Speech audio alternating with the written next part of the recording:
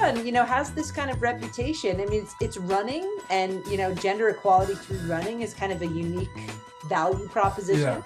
Yeah. But also, I would say Free to Run is working in the places that are the last frontier, the Mm, hardest places to do this work of mm. empowerment through sport. That's what they're doing. And I was really attracted to that challenge.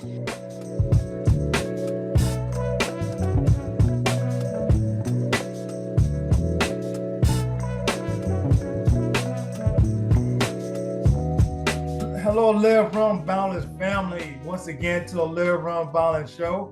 And I'm your host, Kenneth Pinkney. Today's discussion will be about organization that I happened to come across a few months ago on YouTube. That's where I grow the different running video to watch or to gain some inspiration and see other running YouTube shows, things like that. I just happened to come across a video called Free to Run by North Face, if I'm not mistaken. So it definitely got my attention. But it was more than about running, it was about the freedom to run. Yes, the freedom to run for young women and girls. So they are places in the world like the Middle East, Afghanistan, other countries around the world. Well, it's not free, don't have the freedom to run like they want to. So what as us in the U.S. consider a norm, but other places about fighting for the right to run and play sports. So to talk and share some more about Free to Run is the current executive director of Free to Run, Ms. Sarah Murray. Her career in the nonprofit world and the fight for the rights for young women and girls in sports has spanned over 25 years in 60 plus countries. She's the former U.S. director and global program director of Women Win, and she recently the executive director at Women Wilderness, a nonprofit organization based in the U.S. So Live Run Balance family, let's welcome Ms. Sarah Murray, the executive director of Free to Run, or like most recently, the executive director of Free to Run. Welcome. Thank you, Kenneth. I appreciate it. Good to be here. And hello to everyone in your community. Yes, it definitely was a privilege since I saw the video now on YouTube, or like it's just really, oh, man, I don't know that, uh, that woman, young girl, I kind of know, but we didn't know, and just it's something that really like I want just really want to like find out more about, uh, about women in sports, and the struggle just to run out on the trails, and just the risks that are involved. Yes. Um, but first, before we get into all that, I want to talk about you. Right. uh, who Miss Sarah Murray? Well, how your life growing up? You grew up in playing sports, family play sports. So to tell us a little bit about it. Yeah, happy to, happy to. I grew up moving around quite a bit. I grew up in a single parent household with my sister and my mom, and they were not really sporty people. It wasn't part of what they really found joy in. But we moved about 16 times by the time I was 16 years old. Mhm. And so, sometimes those were within the town, and other times that was like, between California and Connecticut or something. So quite big distances. And sports was always the place where I could find some community. Like, Yeah. even if I didn't know the right clothes to wear, or Yeah, how to yeah. talk with the right accent, or Yeah. how to be cool in that context, if I was good at, shooting a basketball, or dribbling a soccer ball, somehow you get included pretty quickly in American society, at least. And so, yeah, I grew up playing lots of sports. I Yes. did everything and anything with the ball, and loved trails, and loved to slide and Yeah. jump and do anything. It was just kind of in me, I think. I was Yeah. one of those kids that just like picked up on anything I could, not only for the social currency of it, but Mhm. also just like joy. It just was Yeah. always something that made me feel free Yeah. from the get-go. And so, yeah, I played like soccer and lacrosse and Mhm. basketball growing up. I was a snowboard instructor for 7 years Wow. growing up when we were living in Vermont, and Yeah. did trail running and biking, and then went to college and did played intercollegiate soccer and lacrosse in the Midwest. And Yeah. then, yeah, have spent my whole life as a kind of mountain athlete Yeah. in addition to the work that I'm doing. I'm totally your quintessential recreational athlete. I'm not excellent at anything, but Okay. I find great joy in doing lots of things. Oh, okay then. So like being an athlete, playing sports was always part of your life, growing up up to now. Um, and so not only playing sports, but being like an activist, yeah, yeah. And so that's pretty cool. Yes. How you turn some of your passion into a purpose, what with your career. So and so over 25 years ago, you choose to walk that path of being in the nonprofit world and for women and girls to have the opportunity to right to play in sports. So why did you choose that path? Yeah. So, when I was growing up, I didn't really see a lot of discrimination in Yeah. sport. Mhm. Honestly, for me personally, Yeah. I got to do what I wanted to do, and I grew up Yeah. in a middle income family, and I have white skin, and I was in places where girls could play sports and not very conservative societies, and I Mm. got access to what I wanted to do, and it was so important in my life in all kinds of ways, in my leadership development and my self-confidence and my sense of what was Mm. possible for Mm. me and my just physical health. And so when I got to college, again, I mentioned I went to college in the Midwest, and Yes. the place where I went is actually, has a lot of sports. Is Ohio Wesleyan University Mhm. has a lot of sport opportunities for girls and women, but it was really different. This was in the mid '90s, really different for boys and young men. Mm. There was a lot of gender discrimination. Like, we were so on the soccer team, for instance, we were an excellent team, and we Yeah. were winning, coming close to winning our conference and all this. And the men's team, we would get their hand-me-down uniforms, Yeah. or they Oh. get to travel to Germany for their spring break, and we'd Yeah. travel to Pennsylvania. Yeah. And so, it was just really clear to me. I was kind of started getting like angry, and who's fighting for this, and what is this Yeah. about? Why Yeah. is really looking at kind of gender discrimination in sport, and Yeah. how in the Midwest at that time, it was still very much alive and well, and it was totally accepted. It was Yeah. not even questioned by a lot of people. And I just couldn't accept that. So Yeah. I decided when I came out of college that I wanted to work in some way around advocacy in this issue area that I Yeah. cared about. Mm. And so I happened to get an internship in New York City with the Women's Sports Foundation, Yes. and they were started by Billie Jean King in the Oh wow. '70s Nice. during that second wave of the women's movement to Mm. really work on gender equity in sports in the United Yes. States. Mhm. And I was there for 10 years, and it was really cool. I mean, it was a Yeah. place for me where I could combine my passion for sports Mhm. with this very active and powerful organization Mhm. that was creating more sport opportunities for girls and women around the country. And, Yes. when Title IX, the legislation in this country that Mm. mandates equal participation for girls and women, equal resources for girls Yeah. in colleges and universities and federally funded institutions, when that was passed in 1972, Mhm. 1 in 23 girls played sports, and now 1 in 3 girls play sports. Yeah. So that's largely thanks to the Women's Sports Foundation and a lot of the amazing people that have come through there. So Mhm. I got to kind of cut my teeth and have my rookie years in my Yeah. nonprofit career Yeah. in a place that was very ambitious and fast moving and impactful Mhm. as far as gender equity goes. And it was really during that time. I mean, I think during college and my studies, and as well into my early career, that I really started to see the connections between inequality in society and Mhm. inequality in sport. That Yeah. really sport is just a reflection of society and Yes. and the imbalance that you see there. And when you work in sport, you're working in society, and when you work in society, you have to also be working in sport. And so Mhm. that got exciting to me. And then I decided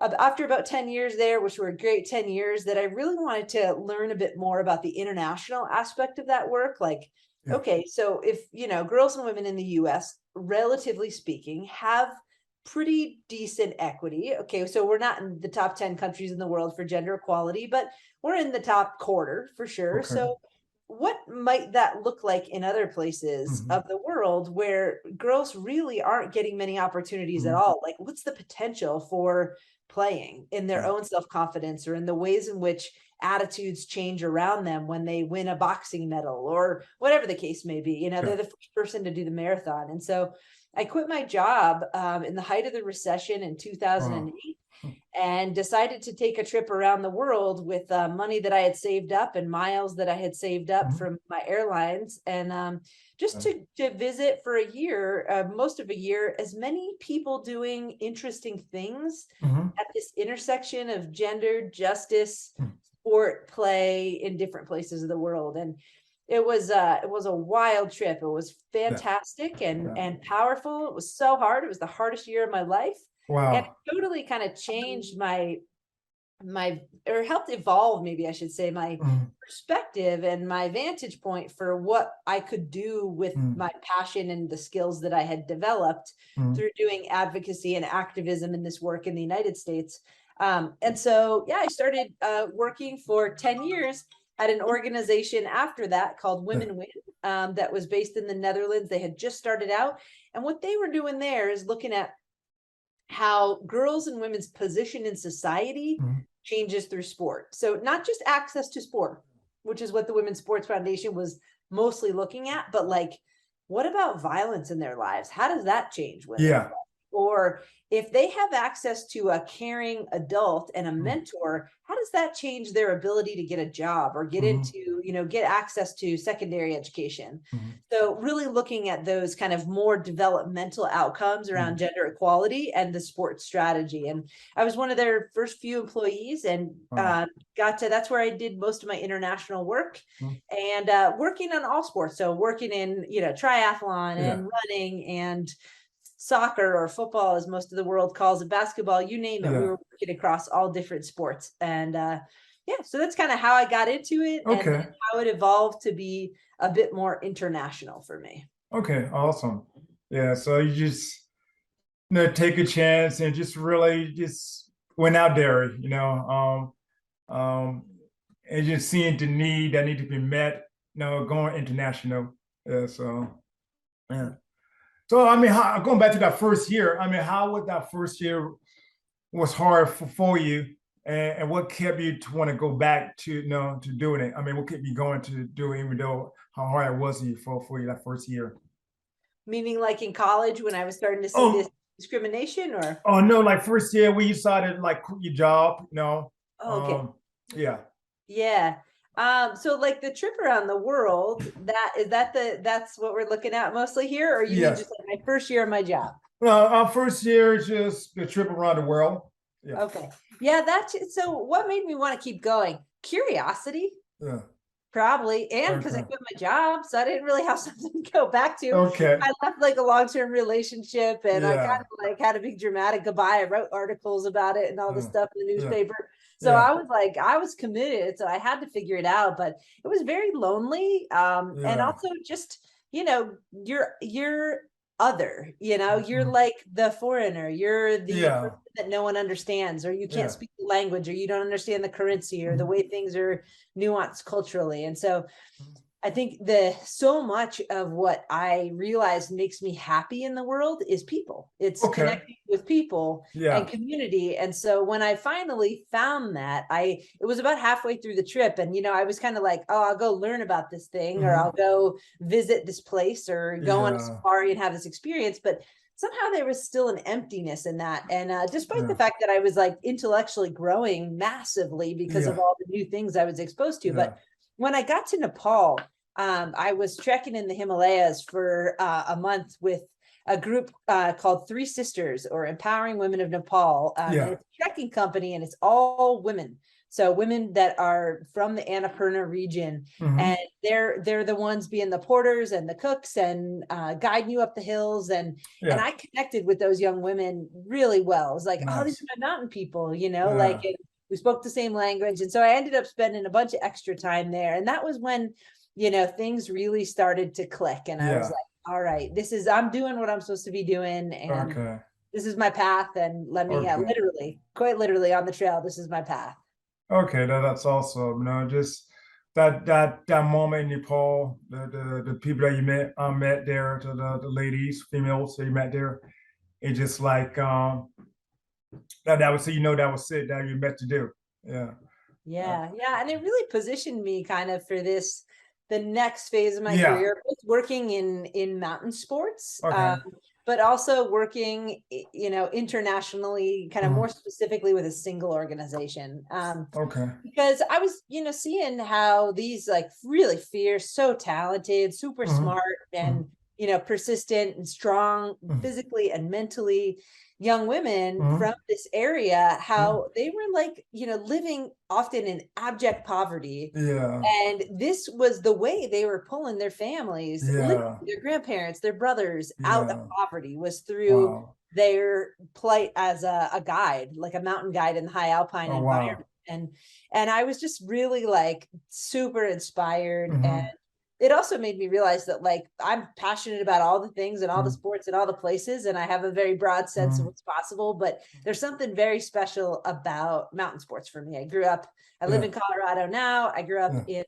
in all over, but largely in Vermont, in Mhm. the northeast part of the United States. Mhm. And so being in the mountains has always been like a place of solitude and Yeah. connection for me. And Yeah. so yeah, on the backside of my time with Women Win, I wanted to start a family, and it was really hard to do Mhm. that traveling as much as I Mhm. was traveling. Mhm. But there was an organization called Women's Wilderness that Mhm. works on all kinds of trail sports, running, hiking, outdoors. Nice. That was hiring a new executive director, and Mhm. so really saw that as my opportunity to invest a Mhm. bit more in the United States and in my Yeah. backyard, and Yeah. also be closer to home to have a kid and learn how to be a parent, Yeah. but also get connected with my mountain soul a bit, Yeah. and which has been great. Yeah, definitely. I enjoy the mountains too, that's great, let me see. As I researching you and free to run your previous job at the organization you have worked for, I thought about the Williams sister. They fight for equal pay along with professional women soccer player to be on the same level as men athlete. Um, if people don't know, or how is it different, maybe the same in the work you have been currently doing right now? It's a little bit different compared to that. Yeah, that's a good question. I think it is both same and different. Mm. It's the same in that like the fight that I fight for instance, I work primarily in Iraq and Afghanistan right now Yes. with Free to Run. And Mm. in Iraq, there's so little resources that have ever been put to getting girls and women access to sports. Like, Mm. there's no football pitches that are only for them. There's not coaches. There's not, clothing that's made for them, all of that. Like it's Mm. just there is an almost invisible investment in Mm. that as a concept. And that's the same. I mean, it's a resource fight. It's a fight for equity and Mm. resources, and it comes in conjunction with a bigger fight for pay equity Yeah. or anything in society. The Williams sisters, the whole movement of the soccer teams and so forth started back in the day with Billie Jean King when she Yeah. was staying on the Virginia Slims tournament Yeah. tour. That tour that women should get paid the same Yeah. as men in tennis, in professional tennis. And Mm. so there is just this golden thread over time Mm. in wherever you are in the world that like women's and girls sports is just not resourced in the same way that it is that Yeah. men's sports has been. Yeah. Yeah. So I think some of those threads, the difference is there's decades of advancement and activism, and so there's Yeah. very little activism that's ever happened in Iraq or Afghanistan. Yeah. Yeah. It's a culturally foreign concept, Yeah. not only because they're not very sporting cultures, but they're also cultures those are countries that have been at war for decades and Yeah. decades and decades. And Yeah. so basic food security and security of people and safety and peace building has been where the investment for folks has really been, but also they're highly gender unequal societies. If you Mm. look at, there's a index called the Gender Equality Index. If you look at where they live on that, they're the bottom few countries, Yeah. basically. Yeah. Yeah. And so it's not only that there's not a lot of resources, it's Mm. that also women and girls' position in society Mm. is really repressed in many Yeah. ways. Yeah. Yeah. So, and just the news couple years, when the U.S., the military left the U.S. Before that, the woman was more open, like see had more freedom, and then all of a sudden that has changed everything, and watching the free to run video, it just really showed that, with the founder of free to run, which you out there, which was like, well, it was like a big blow, yeah, Yeah, yeah, yeah, yeah. Our Afghan sisters had just advanced so much in yeah. 20 years, since the Mm. Taliban was last there, and Hmm. in the blink of an eye. And yeah, Steph Case, the founder of Yes, Free to Run, yeah. she's sponsored by North Face. She's an Okay. ultra runner, professional ultra runner, but she's also a UN human Mm. rights attorney. She's an incredible Okay. human. And that short film that you mentioned, Mm. it basically parallels her winning a big mountain race Hmm. with the basically evacuation we were doing last year in Mm. 2021 in Mm. August, Mm. when the Taliban took over Yeah. again. And Mm. Zara and Zainab are two of Yeah. the young Afghan women that are featured in that film, Yeah. who are currently in the US and pursuing education and career Okay. and so forth. But, you really see the strength of Mm. and their experience Yeah. and them getting out, but how as young women, in their 20s, who grew up knowing only that, it's a different version of freedom than we're used to, but Yeah. having educational opportunity and being able to find ways to Mm. run in the streets, and then to see that just close in a matter of days and see Yeah. that taken away. I mean, it really is so dramatic, and it's so Mm. painful, and Mm. it's really a motivator for me in doing the work that I do. Yeah. Yes, I see that. Uh, so talk more about Free to Run, and why did you decide to take up that challenge, being the executive director of Free to Run, and a little bit what all that entails, being executive Yeah, director of Free to Run. sure. So, I mean, I missed working internationally. So I think that Yes. that's part of it. While I really appreciated, especially during this time of like racial reckoning in the United States, Yeah. being able to work specifically on inclusion in outdoor sports in my job at Women's Wilderness, Mm-hmm. that felt like, as a social justice advocate and activist, that felt Mm-hmm. really important to me.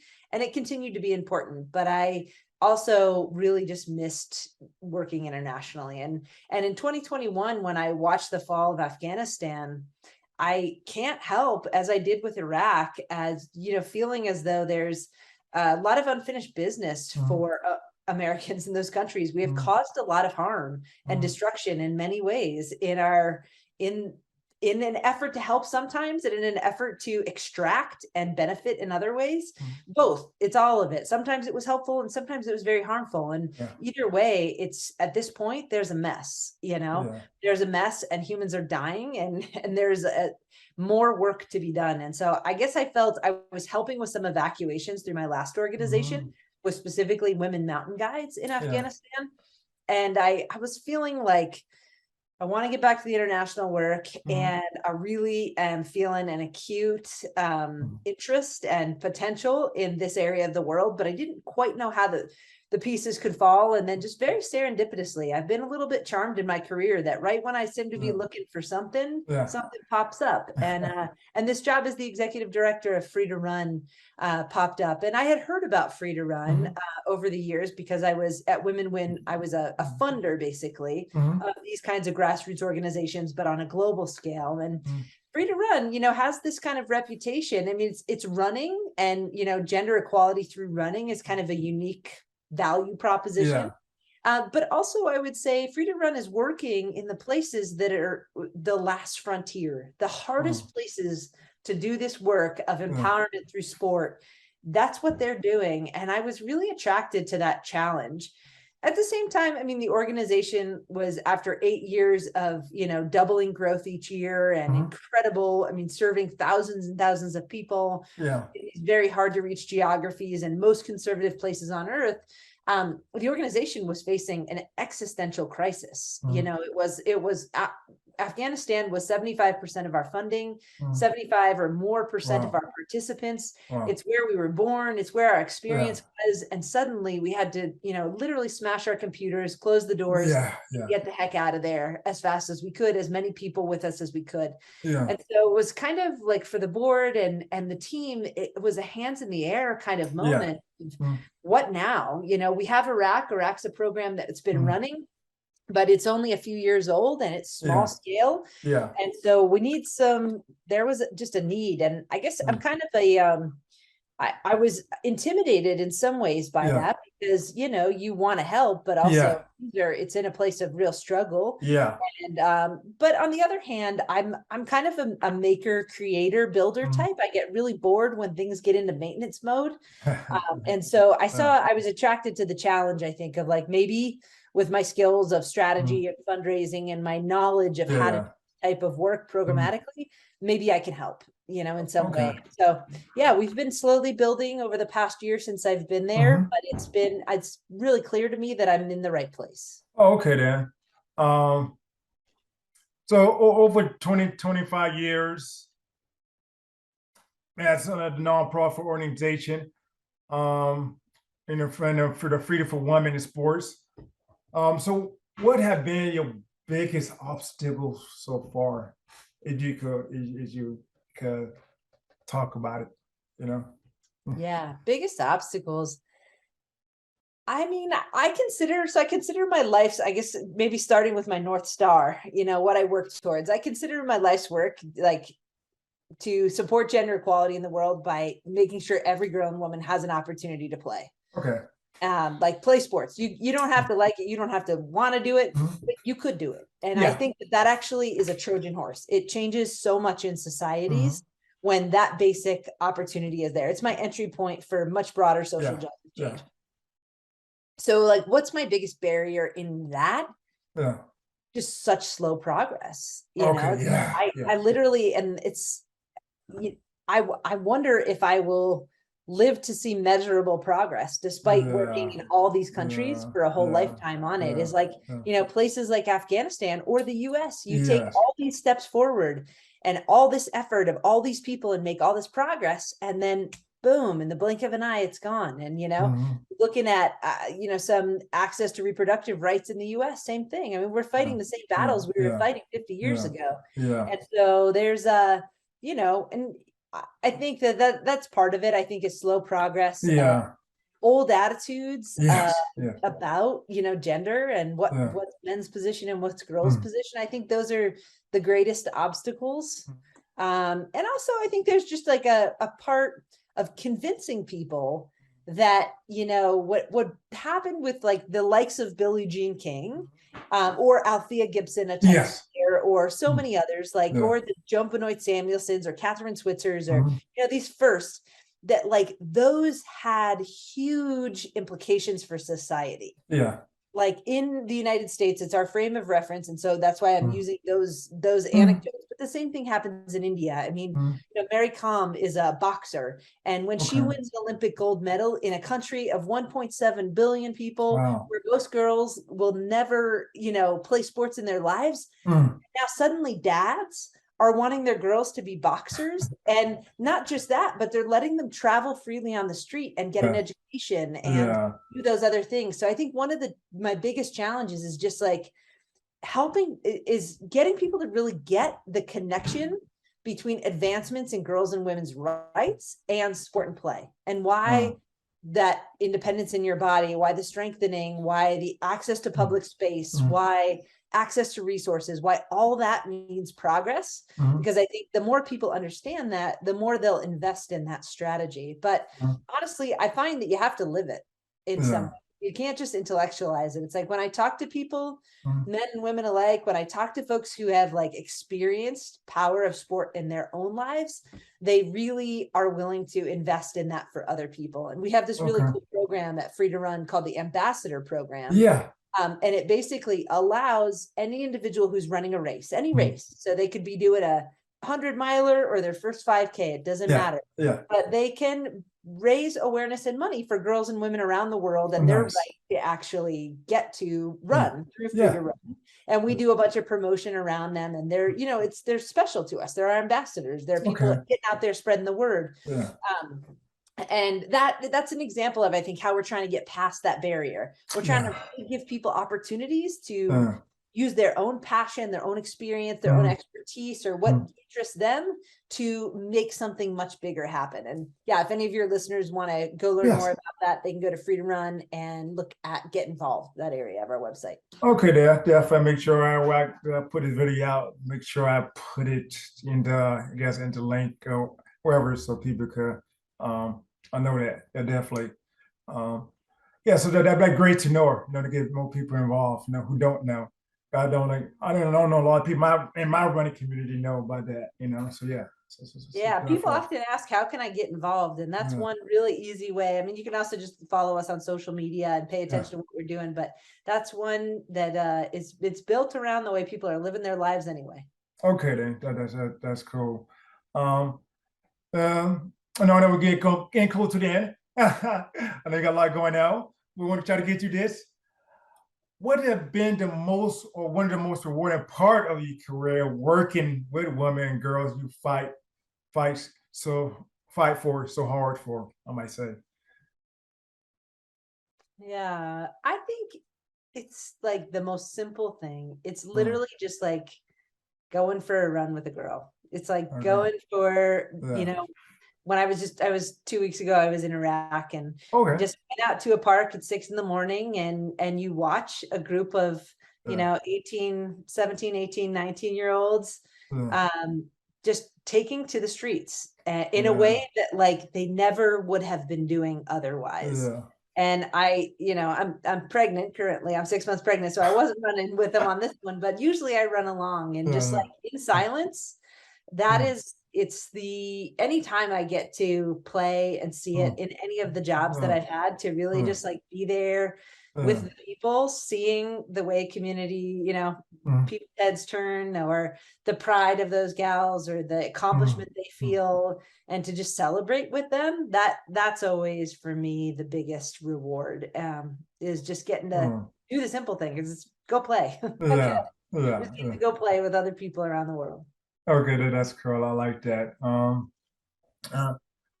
So outside your day job, what do you like to do for fun? I guess run, hike, ski, or what do you like to do? What do I like to do? I love to play still. So I do a lot of trail running when I'm not in my, almost third trimester of pregnancy. Okay. I like to do mostly like backcountry or trail running kind of running races. I race a little bit, but not too much. I love to ride my bike. I live in a beautiful part of the world where I can do that frequently. Yeah. I snowboard in the winter, snowshoe and snowboard, and do a lot of backcountry snowboarding as well. Away from all the crowds and the lifts and that kind of thing. Practice yoga, and then I spend time with my family and my friends. I have a great community of people that I've met often through sport, but also in all kinds of ways here. And travel. So in addition to all the travel I do for work, I really like going and being at large and meeting new people and learning new things and just exploring in the world. It feels like having that as a constant energetic input really fuels my soul. Okay. Yeah. So you being in Colorado Boulder, I got some good friends that live in Colorado area. I need Durango. I don't know if you're familiar with some of the races, the Hard Rock 100 or the Leadville 100, and so the Maggie Girdwill, hope I say her last name right. She like an ultra trail runner. I'll probably hear familiar with her name, so yeah. Definitely. Yes, Steph Case, actually the founder of Free to Run, just got second in the Hard Rock this year. Oh man, I did not notice. I got to go back and check it out. Yeah, she did. And I went down, I met her in Telluride before the race to hang out with her a little bit. And yeah, I think Colorado is a great place for all kinds of outdoor sports, certainly for running. And I feel like there's this untapped community of people that do a lot of running. And I am and was one of these people, but connecting it to some meaning for them. Like sometimes after you do a bunch of races, I don't know, sometimes there's like an opportunity to just think broadly. And I don't know, if not, beyond Free to Run, I think even would encourage people listening to this is just like think about running beyond yourself sometimes, the meaning of it, Okay. Yeah, definitely. And so you say Stephanie finished second place for a Hard Rock 100, correct? Yeah. Yeah. Okay, I got just done my last interview I put out on Angela Chartel. She ran a Hard Rock 100, the last 100 mile that you're going to be doing. Yeah, she lives in San Diego. Yeah, she raced the record for San Diego 100. So Good for what a her. small Wow, world it is, inspired. the connection with people that we know. Yeah, Yeah, very cool. yeah. And so going back a little bit to freedom running, I read like so what's free to run? What you up to next? What the Little Run Ballin family need to know a little about free to run, you know?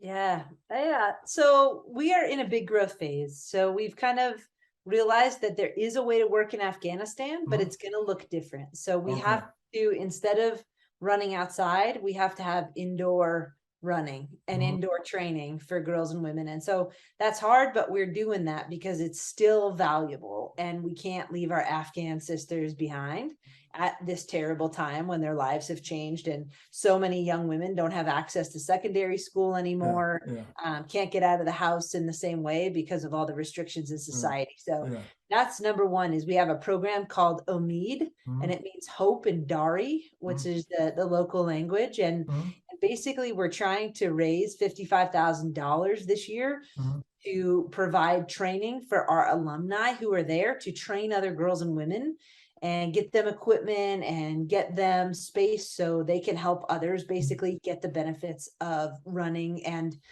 specifically like the psychosocial or mental health benefits of that are really important right now. So we are edging back into Afghanistan carefully and safely through indoor female only fitness opportunities. Mhm. So that's the OMED project, and we're really excited about having some opportunity to grow that. We're doing it in the context of some of our partner Mhm. organizations who are, local women-led organizations that we know really well around the country.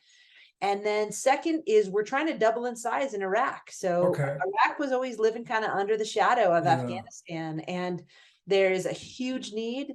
And it's a country that still experiences a lot of conflict. yeah. There are missiles and bombs going off Mm. in addition to the PTSD of a culture going Yeah, through decades of war from yeah, Saddam Hussein, yeah. through the past 20 years. And so Mhm.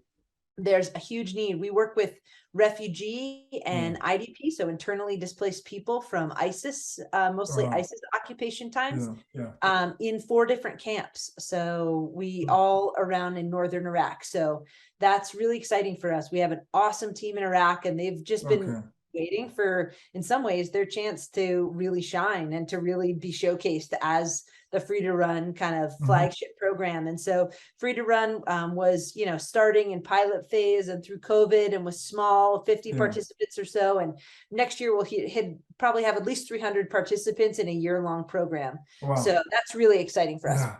So those are our two aspirations for next year. Really build this OMED project in Yeah. Afghanistan, which is going to be a bit customized and Mhm. different for the context, but we know it's needed. And then grow Iraq to really be the next version of Afghanistan, where Okay. eventually we want to have thousands of girls in all areas of Iraq able to run and experience all the benefits that come from that experience. I mean that's wonderful. I mean, I got glad I did this interview. I talk a lot about athletes running and stuff like that, but just talk about something like this, just around your life with other people and the other different around the world, and just have the freedom that we have to run and go out to the trails and stuff like that. It was this was beautiful. Yeah, yeah. I love this. Um, uh, but I got to ask you the last question. You got time? You don't mind? Sure, yeah. What's your boundless motivation and thoughts in a few words? I love that question. I guess for me, this kind of boundless motivation is just like the concept of making it meaningful. You Yeah, know, when you go out for to do that run or you go out for your big yeah, bike or yeah, set those goals, like what's the meaning of it yeah, in your own life, or what's the meaning beyond your life into yeah, someone else's life? How can mm, you mentor someone? How can yeah, you help create more space for someone that didn't come before? So it's just like yeah, I guess I'm very motivated in my career, and Yeah. the young women that I'm around is just like people that make it meaningful. Mm. So yeah, to go beyond yourself and think about what makes it meaningful. Okay. I love that. Thank you for that. Thank you for sharing. Thank you for taking time out of your schedule, the work you're doing, have been doing for over 25 years, and just really making a difference in other people's life. Um, and just fighting for a cause that, like, that I think you're passionate about, and just, yeah, that actually is boundless. So thank you again, Sarah, for joining me and the Love Room Balance family um, on Love Room Balance show. And Thank you, so, Kenneth. I yeah, appreciate it. It's been a real joy. And again, you can find us at freetorun.org okay. and on all the social media channels. And just so appreciate the attention and the care and your whole concept of boundless living and getting by the obstacles. I love it. And it's so aligned with what we're doing. So thanks for creating the space to have this conversation. Yeah, definitely. And I just hope we tend to stay connected. And then in a way that, like, I can help us, we can help, and just have a part in this and what y'all Free to Run trying to do. Definitely, I am open, yeah, Sounds definitely. good. Thanks, Kenneth. Thank you. And thank you, Live Run Balance Fountain, for joining me for another episode of the Live Run Balance Show. Live a life beyond the boundary that you set on yourself. And Miss Sarah is showing, give a hope to those to those women and girls that can live beyond the boundaries that people probably set on them. So yes. So thank you, Sarah, the founder of Live Run, the founder of Free to Run. And just definitely, it was a privilege. All right. Thanks. See you later. All right. Bye. Bye-bye.